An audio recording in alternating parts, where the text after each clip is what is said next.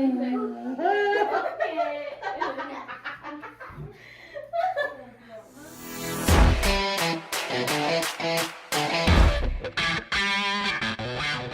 up guys? Welcome back to my channel. My name is Migs and I do belt reviews, now in English. Today, we're gonna be unveiling a new belt on this channel. And this is going to be something different because this is not a WWE belt. This belt is the BMF Championship from the UFC. Short for Baddest Mother.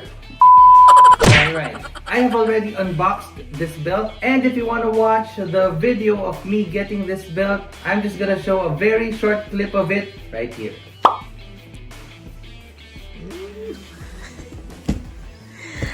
Happy anniversary and happy birthday. That's it.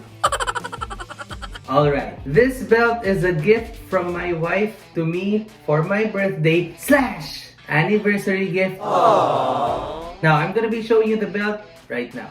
Fring. This is the BMF belt.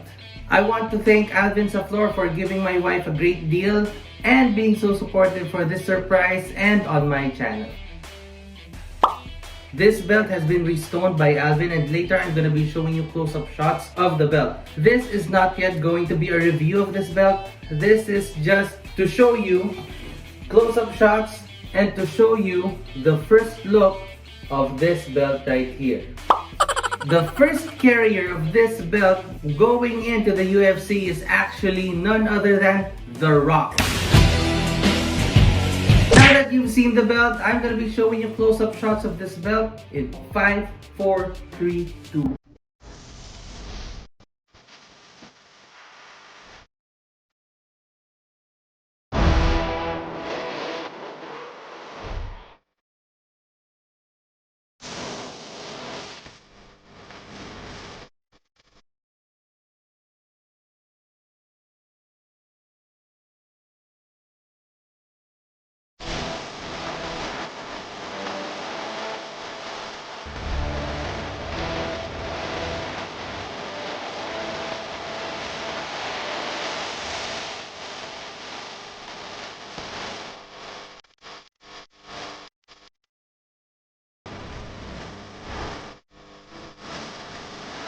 For now guys, thank you so much for watching. Again, my name is Migs. If you like the video, please hit like and subscribe for more content like this. If you have any questions or suggestions, please don't hesitate to leave comments down below. Thank you so much for watching. Again, my name is Migs and I'll see you on my next video.